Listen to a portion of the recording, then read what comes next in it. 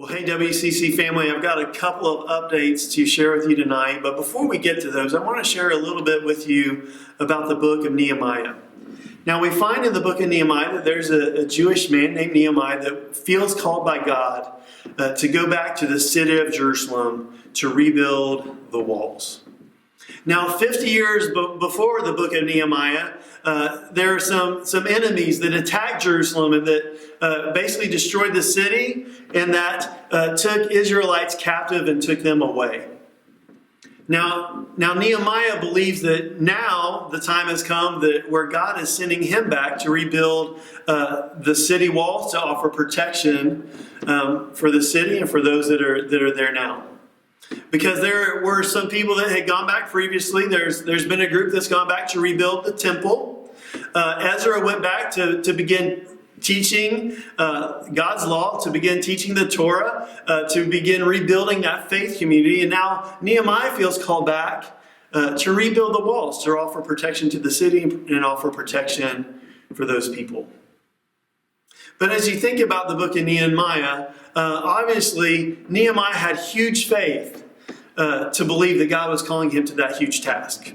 Nehemiah also steps out in faith and approaches the king. Because he's essentially a captive, and he approaches the king and asks for the king's blessing to go back and rebuild the walls. He not only asked for the king's blessing to go back, but he asked for some resources to help the walls get rebuilt.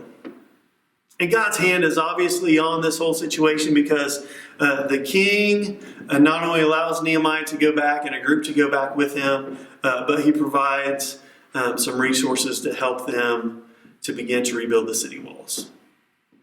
But as they begin to rebuild the city walls, they realize that there's a threat that is right there, very present with them, and that there are enemies that are going to attack them if they try to rebuild the wall. And so it's really an interesting picture because in Nehemiah chapter 4, there are some that are picking up tools to rebuild the wall, and there are some that are picking up weapons just to provide protection so that the work can get done and so that they're protected from their enemies. Now, I know it's not an apples-to-apples comparison when we think about reopening our church. And just a quick aside, the church never closed. Because the church is a people and not a building. But as we think about regathering and gathering again for in-person services, we want to do everything that we can. And we want to pick up whatever resources and whatever weapons we have at our disposal to protect our church family from this virus.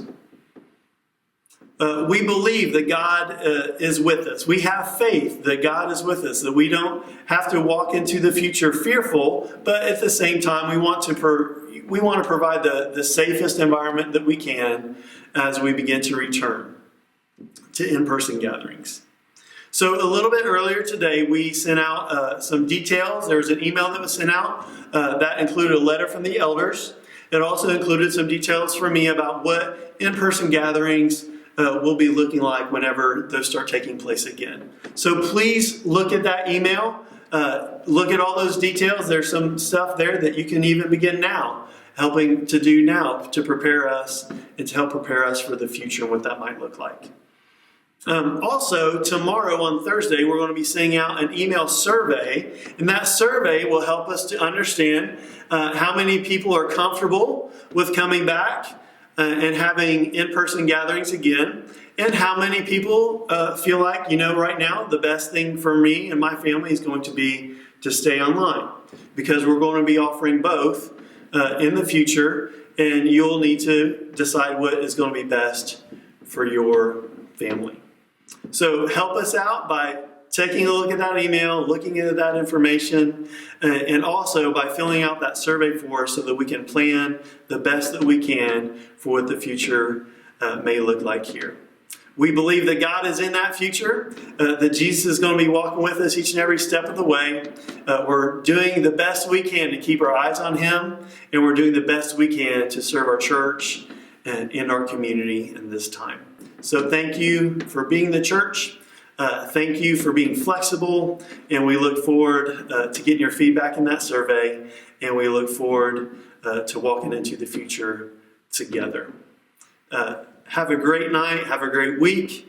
And we look forward to hearing from you. Take care.